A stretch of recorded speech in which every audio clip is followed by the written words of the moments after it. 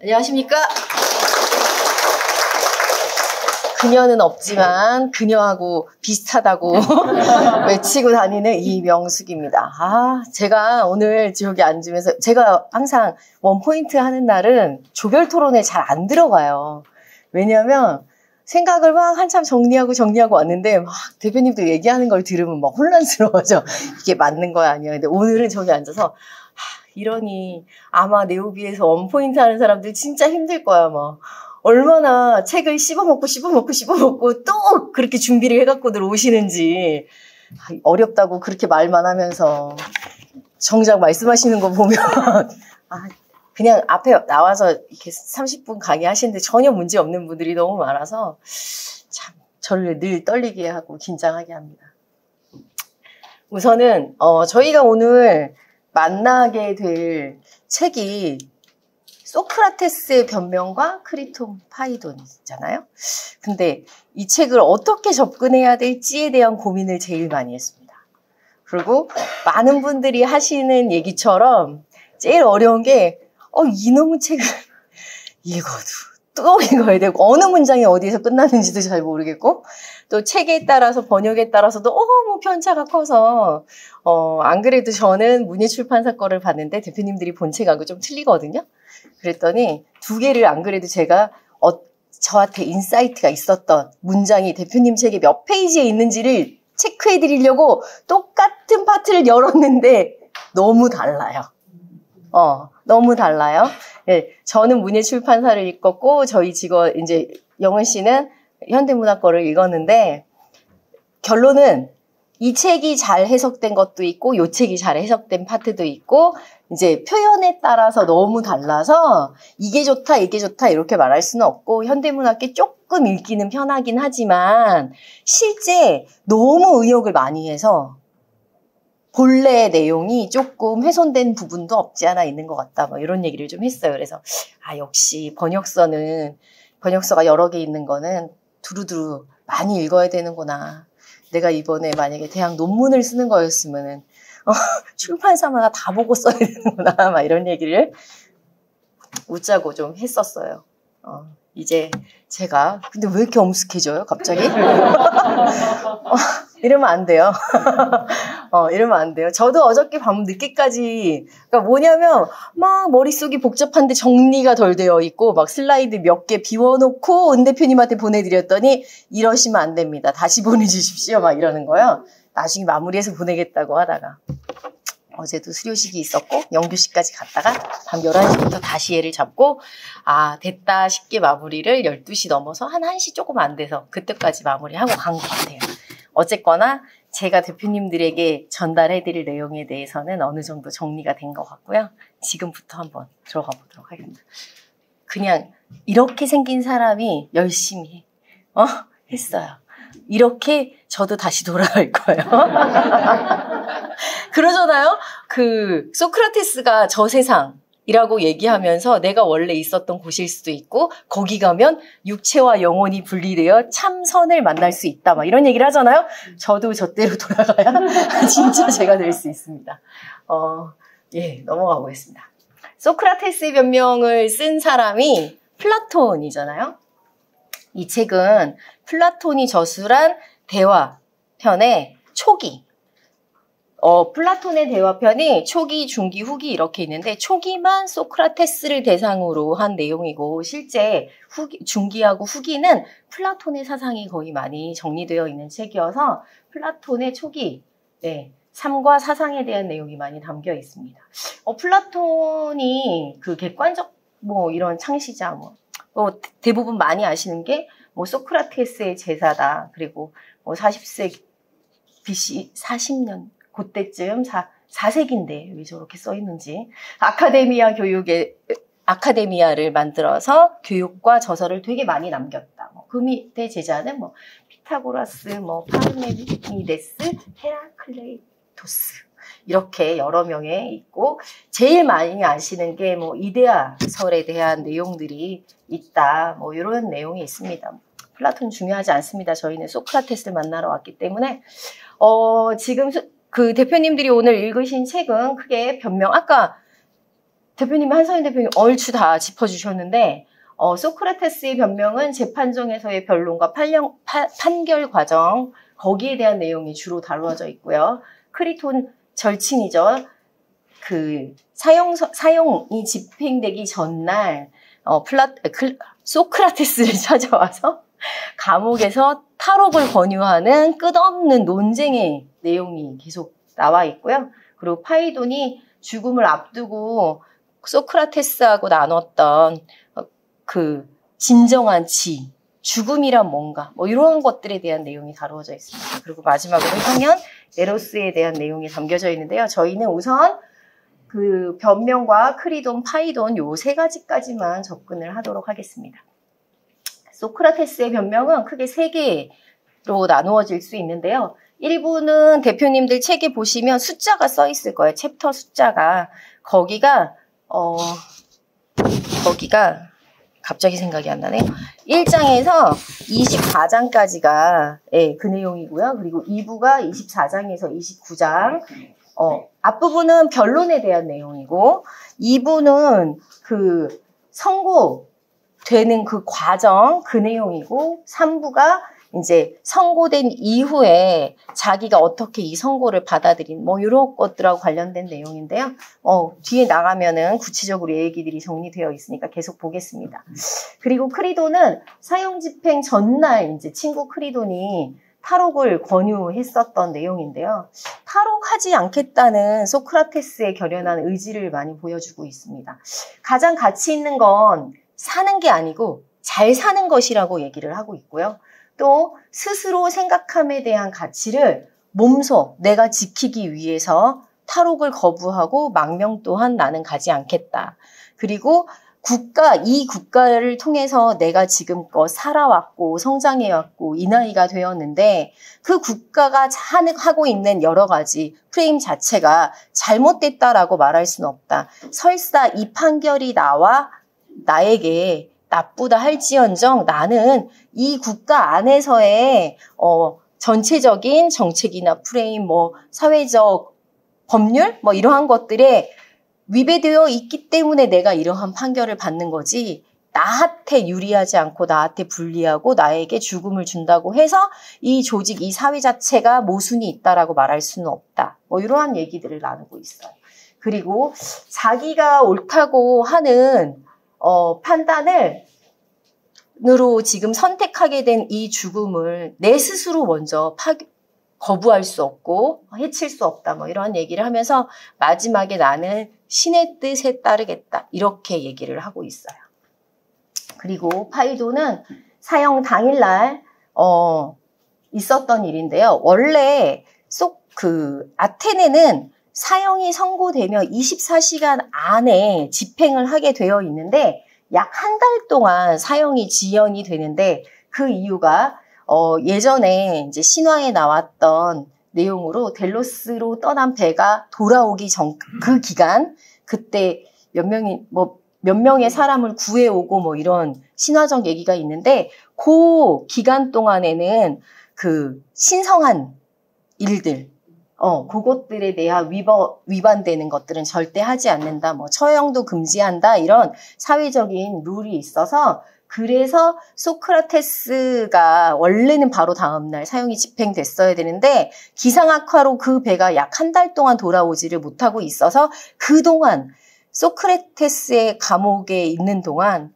소크라테 되게 많은 시간이 있었고 그 많은 시간 동안 아까 얘기했던 크리돈 혼자서만 스승님 탈옥하시고 망명을 하십시오 뭐 이렇게 얘기를 한 게 아니고 되게 많은 시간 동안 그 많은 설득들이 있었던 거였고 그동안 감옥의 문도 잠궈 놓지 않았고 그리고 수많은 사람들이 왔다 갔다 할 수 있었는데 그거는 기득권층 실제 판결은 사형으로 내려졌지만 소크라테스가 만약에 처형을 당했을 때 발생할 수 있는 사후적인 그 파장을 어떻게 감당해야 될지 이러한 부분 때문에 실제는 소크라테스가 탈옥을 할 거라고 생각을 했던 거죠. 그리고 수많은 제자들이 드나들 수 있도록 기회를 만들어준 것 또한 기득권층이었다라고 말할 수 있습니다. 이렇게 파이돈이 소크라테스에서 이제 여러 대화들과 나눴던 이제 그러한 내용인데요. 실제 여기 대화의 주된 내용은 죽음과 저세상에 대한 내용을 정말 얘기를 많이 하고 있고요.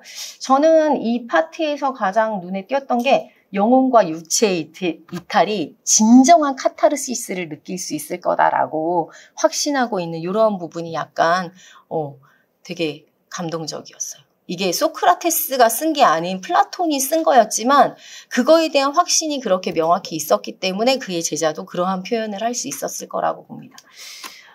그러면 아까 지금까지는 이제 플라톤이 한 거에 대해서 얘기를 했다면 소크라테스는 누구였냐? 그럼 다 아까 얘기하시다시피 거의 한 70년, 70세까지 그 시대에는 되게 장수했을 거라고 봐요. 그렇게 오래 산 사람이 그렇게 많지 않았을 시대였을 것 같은데 그렇게 오랜 기간 생존하면서 그러니 사회적으로 어느 정도 지위나 이런 게 정치적인 권력에 대한 힘은 갖고 있지 않아도 어느 정도 그 어르신으로 인한 그러한 존경 이런 것들은 충분히 갖고 있지 않았을까 봅니다. 아까 말씀하셨던 나이 차이가 많이 나는 젊은 아내와 소크라테스가 사망하기 전까지도 그 시점에도 아직 성년이 되지 않은 자녀가 있을 만큼 결혼도 늦게 했고 아이들도 되게 늦게 낳았던 그런 소크라테스고요. 3번의 전쟁 참여하면서 아테네의 호황기와 그리고 전쟁으로 인한 침체기를 혼동기를 모두 겪었던 내가 역사다 이렇게 얘기할 수 있을 만큼 그 시대에 되게 뭐라 그럴까요? 삶의 애환을 다 알고 있는 그렇다라고 볼 수 있겠죠. 소크라테스가 문답법을 통한 깨달음 이러한 것들이 우리에게 아니면 그 시대의 사람들에게 무지를 자각하고 덕과 알매 강조를 했다라고 하죠. 조금 더 구체적으로 보면요. 소크라테스는 BC 470년에서 399년까지 살았는데요. 실제 그 시대에 페르시아 전쟁이나 펠로포네스 전쟁, 이러한 것들이 있었던 시점에 살았기 때문에 전쟁에 참담한 그 역사를 다 볼 수밖에 없었고요. 그리고 제가 이번에 이걸 준비하면서 이 책에 담겨 있는 내용을 이해하려면 배경도 조금 알아야겠다라고 생각을 해서 그리스 역사에 대해서 조금 영상을 좀 열심히 봤어요. 김상근 교수님의 그리스 역사에 대한 걸 봤고요. 플라톤 아카데미에서 나온 채널에서 나온 거였는데 나중에 시간 되시면 보시면 좋을 것 같아요. 그러면서 저희 톡방에도 올라왔었죠. 책이 더 늘었다고. 일리아스, 호메로스 이런 것들. 그런 것들을 알아야 이 시대가 얘기하는 여러 가지 사항을 이해할 수 있겠는 거예요. 저는 그리스 로마 신화에 대해서 잘 모르거든요. 그런데 이 책을 보는 순간 신화 얘기가 너무 많이 나와서 그것들을 이해하지 못하면 안 되겠다. 우선 신화까지 가면은 너무 이렇게 너무 거리가 머니까 우선 역사까지만 가자. 그래서 역사까지 갔다가 이렇게 조금 좁혀오면서 했더니 조금 더 많이 이해가 됐던 것 같아요.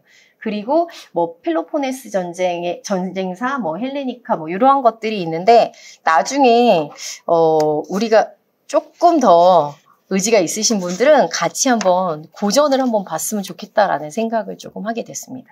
어쨌거나, 소크라테스가 격변의 시기에 아테네에 계속 있었다라는 전제를 깔고 그 다음으로 가겠습니다. 소크라테스가 그 다원론의 그 엠페도클레스 이쪽 라인에 있었던 라인이고요. 소크라테스의 제자인 플라톤이나 아리스토텔레스가 있는데 제가 대표님들한테 얘기하는 거 다원론자 밑에 소크라테스와 소피스트들이 나누어지죠. 그 점을 조금 이해하셨으면 좋겠어요. 그걸 보여드리려고 요거를 갖고 왔고요. 이곳이 소크라테스가 실제 투옥을 했던 감옥이라고 하고요. 이태리 이쪽 여행을 가시면 꼭 가게 되는 투어 코스라고 하는데 저기에서 얼마나 많은 사람들이 같이 들어가지 않아도 대화할 수 있겠잖아요. 그런데 감옥 문까지 열어놨으면 너 나가라 이 얘기였겠죠. 이곳에서 소크라테스가 한 달 동안 있으면서 했던 제자들과의 수많은 얘기들이 지금 이 책에 다 담겨 있어서 이 공간을 연상하시면서 소크라테스의 변론, 이 책을 계속 보시면 좋겠다라고 생각해서 먼저 넣어드렸습니다. 소크라테스가 대외적으로 고소된 사유는 소크라테스가 국가가 정한 신을 믿지 않았다, 그리고 젊은 청년들에게 돈을 받지 않고 타락하는 교육을 시켰다라고 얘기를 해요. 실제 어땠는지 한번 볼게요. 소크라테스는 돈을 받지 않고 강의를 했다고 해요. 근데 아까 그 소피스트들로 나누어졌을 때 거기에 있는 프라타고라스는 1년에 수업료가 2달란트였는데 이 2달란트가 어느 정도의 돈이었냐면 대형 군함이 1달란트 정도니까 이 2달란트는 어마어마한 돈인 거죠. 어마어마한 돈. 1년 수업료가 그 정도였다고 하니까 그 당시에 소피스트들한테 교육을 받기 위해서 얼마나 막 큰 대가를 치루어야 되는지 일반 평민들은 못할 거 아니에요. 절대 불가능한 얘기니까. 그래서 그 당시에 소피스트들은 부유할 수밖에 없었어요. 그런데 소크라테스가 저 책 속에서도 수없이 얘기하지만 나는 다르다. 나는 신성하다. 나는 신이 나를 보낸 사람이다. 라고 주장할 수 있었던 건 소크라테스가 돈과 무관하게 그 많은 강의를 하고 사람들하고 논의를 하고 이러고 다니면서 그들을 가리켰다라고 자기가 확신하기 때문에 자기는 돈을 보고 움직인 사람이 아니다라고 얘기를 할 수 있는 거예요.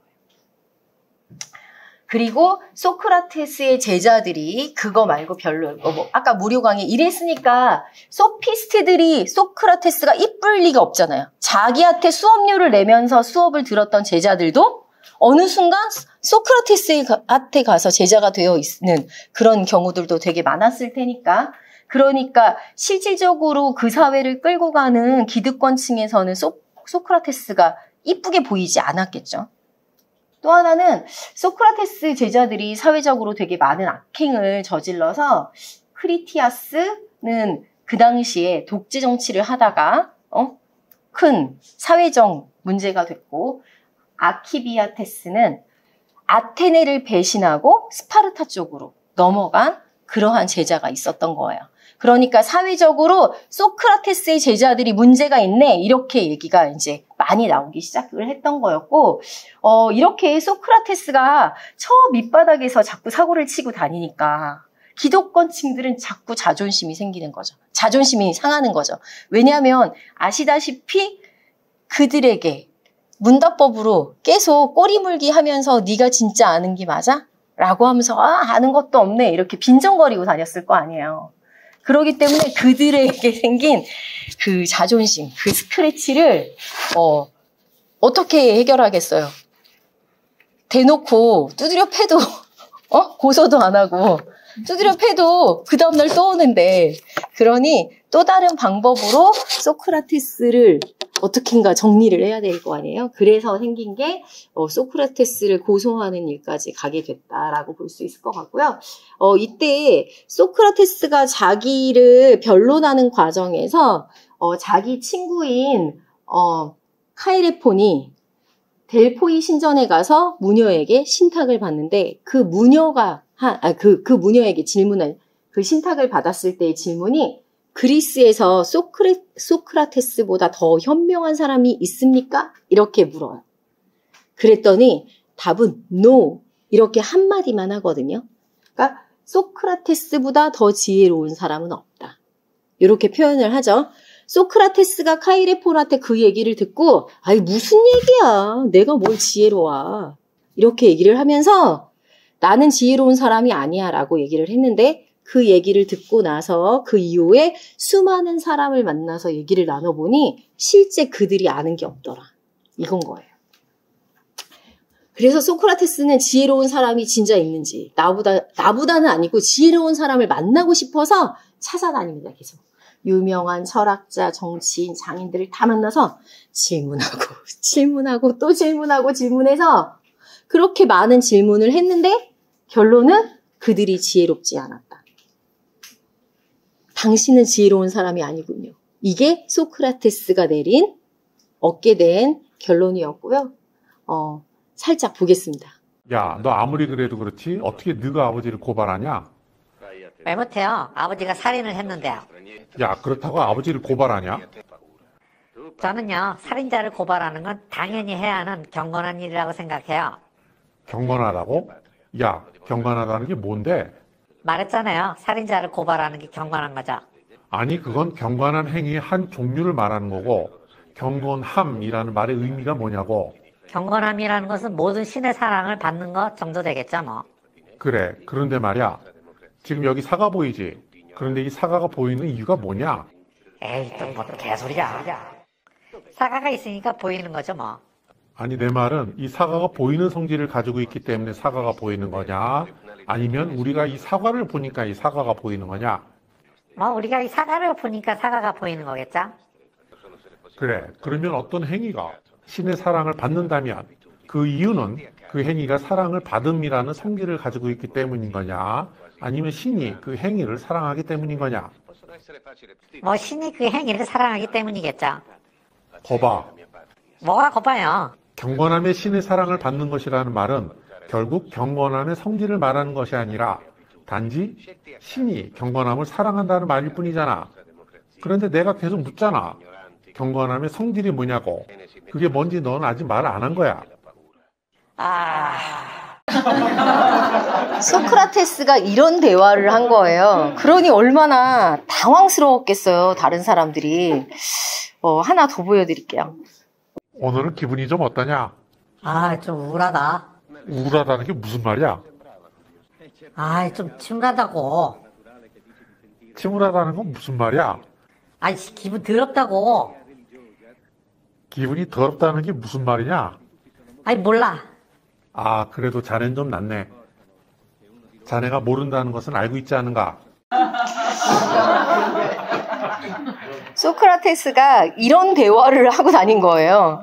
그러니 여기에 대적할 사람이 어디 있겠어요? 대적할 사람이 저런 대화에. 실제 그런 대화를 하고 다녔던 거예요. 이 대화를 제가 말로 설명할 수 없었어요. 저는 그렇게 고차원적이지 않아서 그래서 영상을 대신 보여드렸고요. 이렇게 소크라테스는 젊은 사람들, 나이 불문하고 되게 여러 사람들을 만나서 소음이 없이 교육을 해줬는데, 소크라테스는 그렇게 얘기해요. 나는 그들한테 해준 게 없어. 그냥 그들이 원래 알고 있었는데 그들이 태어나는 과정에서 망각의 강을 건너오다가 잃어버린 것들을 다시 되살려줬을 뿐이야. 나는 그냥 그들이 스스로 찾아가도록 도와줬을 뿐이다. 이러한 얘기를 해요. 그러니 소크라테스는 자기는 잘못한 게 없는 거죠. 아무리 고소를 당했어도 젊은 아이들을 어떻게 하고 어떻게 했어도 나는 잘못한 게 없는데 내가 뭐 잘못했어? 내가 돈을 받기를 했어. 난 잘못한 게 없어 라고 꾸준히 얘기를 하는 이유가 거기. 이렇게 소크라테스가 대화, 토론, 논쟁을 통해서 젊은이들이 자꾸 사유할 수 있도록 가르쳤어. 그래서 여기에서 나오죠. 너 자신을 알라. 우리가 알고 있는 알은 대체로 관습적으로 그냥 그 사회가 이게 볼펜이야 라고 가르쳤으니까 볼펜으로 알고 있는 거고, 얘가 리모컨이야 라고 가르쳤으니까 얘를 리모컨이라고 알고 있는 거지 내 스스로 찾아낸 알은 아니라는 거죠. 이게 법률이 됐든 공부가 됐든 다른 어떤 것들도 다 관습적으로 내가 타인을 통해서 알게 된 거지 내 스스로 알게 된 것들이 아니다. 그러니 자신이 정말 원하고 느끼고 옳다고 생각하는 것이 무엇인지 스스로 자각하고 깨달아 가야 된다라는 얘기를 끊임없이 하고 다녀요. 또 하나 그러한 얘기의 일은 이유 있을 때만 행동해라. 관습적으로 원래 알고 있까 남을 통해서 알게 된 삶이 아닌 내 스스로 내 삶을 진정으로 음미하면서 살아가라. 이러한 얘기들을 하게 돼요. 그러니 이 사회에서는 어떤 일이 일어나냐면 실질적으로는 저렇게 소크라테스가 자꾸 얘기를 하고 다니니까 젊은 아이들이 무지를 자각하게 되고 젊은 친구들이 아테네의 기성세대하고 자꾸 충돌이 일어나기 시작하면서 아테네의 사법당국은 도시의 혼란을 잠재우기 위해서 소크라테스를 내란죄에 처할 수밖에 없었어요. 근데 너 내란죄라고 얘기할 수 없으니 아까 얘기했던 무료로 교육을 하고 다닌다? 소크라테스는 신을 믿지 않는다. 이런 말도 안 되는 핑계들을 가지고 와서 고소를 하게 된 거예요. 아테네에서 재판은 원래 배심원 500명을 두고 하는데 이 배심원은 원래부터 정해져 있는 게 아니고요. 같은 날 같은 시간에 여러 재판이 있어서 제비뽑기를 해서 1번 재판, 2번 재판 이렇게 가게 되는 거예요. 그렇게 무작위로 선출된 500명의 배심원을 두고 고소인, 피고소인이 각각 한 6분 정도의 시간 동안 내가 저 사람을 왜 고소하는지 얘기해야 되고 내가 왜 나는 그 죄가 없는지를 내가 변론을 해야 되기 때문에 변호사라고 나를 대신해서 변론해주는 사람이 없기 때문에 각자 내가 말을 잘해야만 그 사회에서 어느 정도 지위를 가질 수도 있고 어느 정도 나를 이렇게 대항할 수 있는 거죠. 그러한 세상에 살고 있었는데 그러한 재판에서 배심원은 2차례에 투표를 하는데 첫 번째는 그러니까 죄가 있느냐 없느냐 그리고 두 번째 형벌에 대한 투표를 하게 되거든요. 이렇게 죄, 무죄에 대한 항아리에 이렇게 우리 제비뽑기 뭐 이런 거 넣는 것처럼 돌멩이 넣는 것처럼 그렇게 하는 투표를 하게 되는데 즉 말을 잘하면 무죄고 말을 못하면 유죄가 되는 그러한 세상을 살았던 거죠.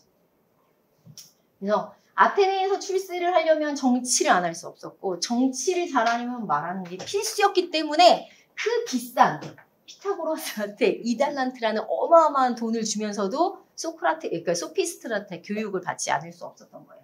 그러다 보니 아테네에선 자연스레 변론술이나 수사, 웅변술이 발달할 수밖에 없었던 거예요. 이렇게 얘기했던 되게 많은 것들 중에 소크라테스가 이런 얘기를 해요. 뭐 신이 말한 지혜란 그럼 과연 뭘까에 대한 탐구를 하는 과정에서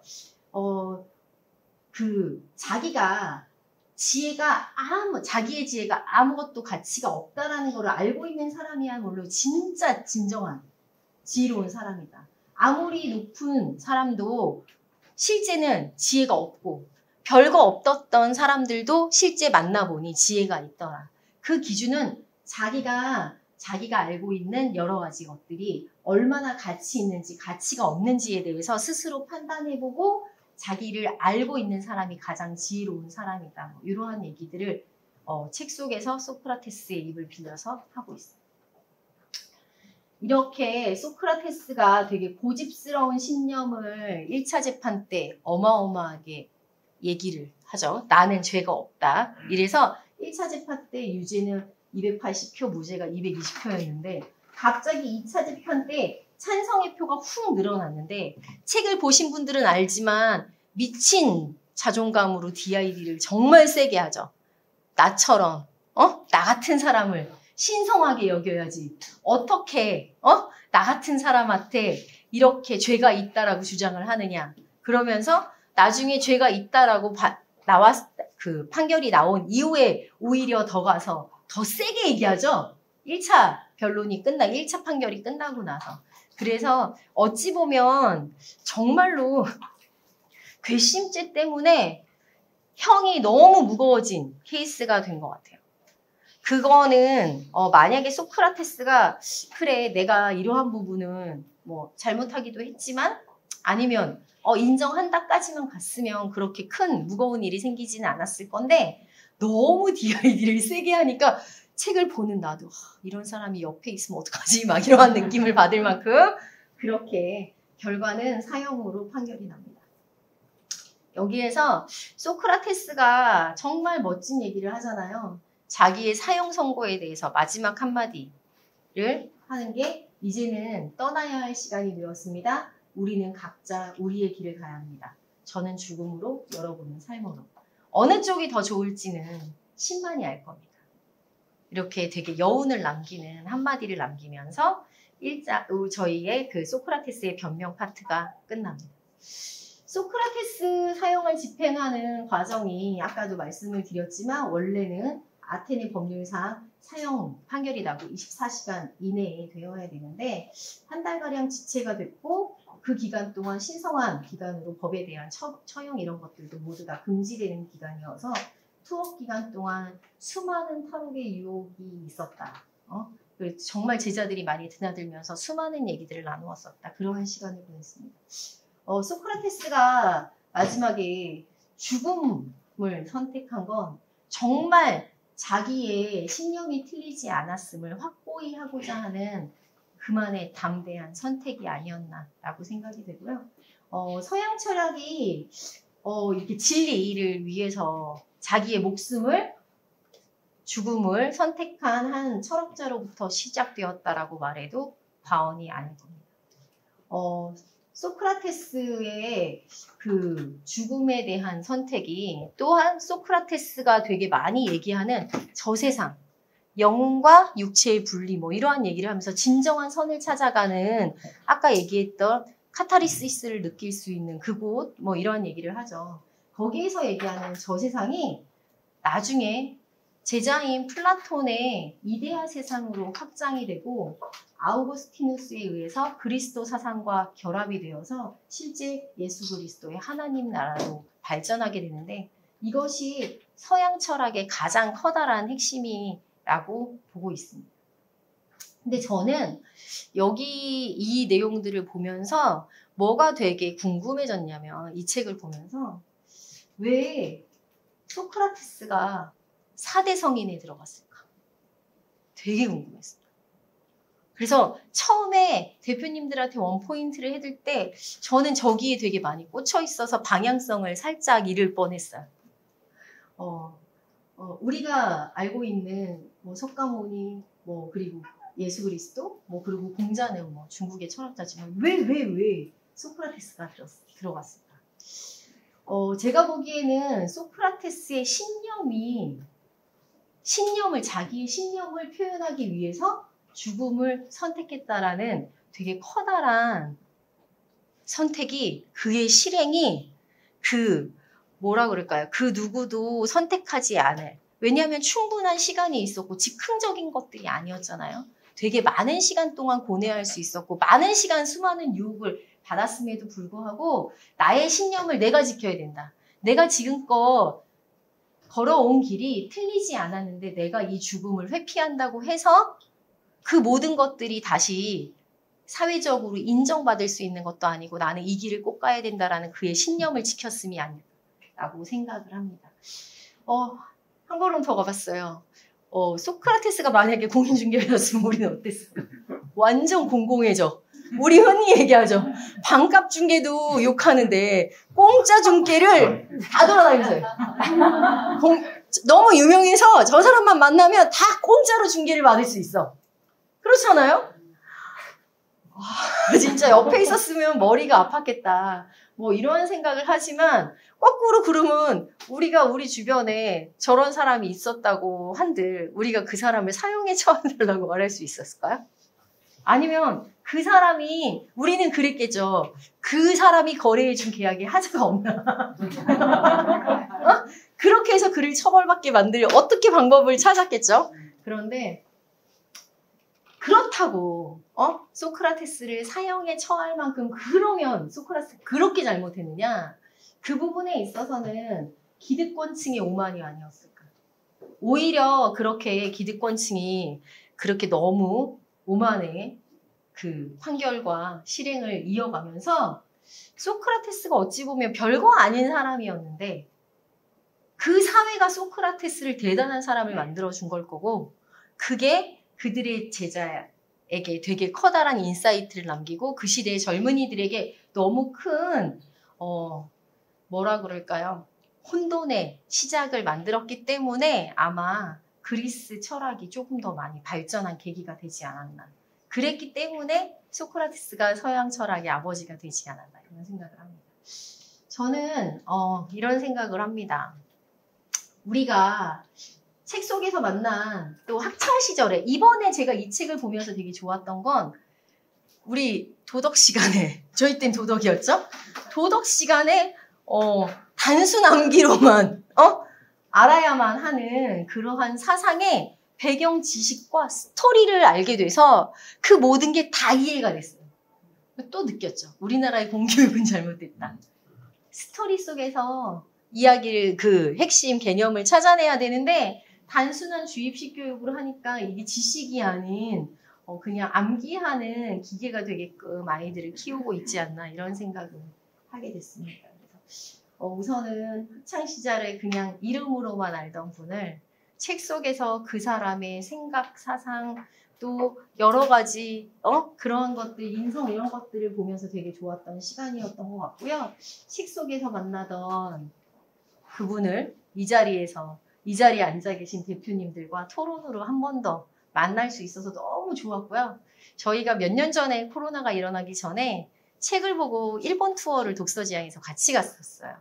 근데 저는 이번에 조금 더 멀리 이렇게 유럽 여행을 같이 책을 보고 같이 가는 그런 시간을 가졌으면 하는 그런 생각을 하면서 고전 읽기를 하자. 여기까지 가게 됐고요. 꼭 한번 해보고 싶습니다. 대표님들과 함께. 그러한 우리 같이 임장 다니고 같이 여행 다니면서 함께 늙어가는 엄청 아름다운 앞으로의 시간이 앞으로의 미래를 함께 누릴 수 있다면 그보다 더 큰 풍요가 어디 있겠습니까? 그렇게 생각하고 있습니다. 한 걸음 더 가보겠습니다. 여기에서 말하는 수많은 철학적인 삶에 대해 얘기해요. 철학이 뭐냐? 철학은 필로소피. 필로는 사랑하다, 소피아는 지혜. 이렇게 되어 있는데 지혜를 사랑한다고 얘기를 해요. 그럼 지혜는 뭐냐? 조금 더 가봅시다. 지혜는 wisdom? 우리 늘 흔히 얘기하는 현명한 문제 해결 능력. 그러면 지혜? 우리가 아는 지혜와 지식은 어떤 차이가 있을까? 이렇게 놓고 보면 지식은 학습을 통해서 얻은 거예요. 알고 있는. 어떻게 보면 아까 말했던 관습적인 알미 지혜일 수도 있어요. 그런데 지혜는 문제 해결 능력이라고 했잖아요. 그러면 지혜로운 삶을 이 책에서 말하는 철학적인 삶, 이꼬르 지혜로운 삶인데 지혜로운 삶은 어떻게 만들어지는 걸까요? 대표님들 많이 아시는 솔로몬의 재판 다 아시죠? 아이 하나를 두고 두 엄마가 서로 자기 자식이라고 이걸 판결해달라고 솔로몬한테 와서 판결을 내려달라고 했을 때 솔로몬이 뭐라 그래요? 칼로 반을 딱 잘라서 나눠줘라 이렇게 얘기를 하죠. 그때 한 사람은 됐습니다. 저는 괜찮습니다. 라고 얘기하는 그 사람이 엄마다. 이때 솔로몬은 지혜로운 삶이 사람이잖아요. 단순히 아는 걸 뛰어넘어서 현명한 선택을 할 수 있게끔 문제를 잘 해결해주는 그러한 능력으로 확장될 수 있는 그러한 지혜로운 삶은 실제 알미 바탕이 되어야 최선의 선택을 할 수 있는 삶이라고 봅니다. 한 걸음 더 가보겠습니다. 소크라테스의 변명 크리톤 파이돈에서 얘기하는 건 무지의 지혜예요. 모두 다 알고 있는 무지의 지. 내가 뭘 모르는지 내가 아느냐. 나의 무지를 깨달아야 됨이 대표님들이 이 책을 통해서 얻어야 되는 가장 큰 핵심인 거라고 저는 봤고요. 또 나의 무지를 계속 모르고 살 거냐 아니면 아는데 모른 척하고 살 거냐 아니면 어떻게 해결할 거냐 이런 것들의 시작을 놓고 보면 우선은 제가 봤을 때 철학적인 삶 자체는 그 사람이 각자 추구해야 되는 게 다르기 때문에 뭐라고 명명하고 정의를 내릴 수 없을 것 같아요. 무지의 지혜에 대한 부분. 그런데 거꾸로 또 다른 각도로 우리가 같이 책을 보는 이유는 생존을 위한 독서도 어떻게 보면 같이 결부되어 있잖아요. 이게 만약에 나의 생존과 관련이 있다라고 하면 그거는 철학적인 삶이 아닌 생존을 위해 필수적인 과정이 되어야 된다. 어떤 게요? 알미. 그러니까 저는 대표님들이 오늘도 내일도 앞으로도 우리가 쭉 같은 일을 하고 살고 있습니다. 이때 내가 몰라도 되냐? 아니요. 저는 손님보다 내가 조금 더 알 수 있는 그러한 시간을 오늘 보내셔야 된다고 봅니다. 그래야 내가 하나를 더 알았을 때 손님에게 더 좋은 선택, 더 좋은 실행을 하실 수 있게 이끌어 드릴 수 있는 그게 저희가 가장 철학적으로 사는 저희의 생존과의 결부되는 포인트가 아닌가 이러한 생각을 하게 됐습니다. 오늘도 저는 대표님들과 함께 생각을 현실로 이어가는 하루를 보낼 수 있어서 너무 좋고요. 이렇게 오늘 하루를 저에게 가치 있는 날로 만들어주셔서 감사합니다. 여기서 마치겠습니다.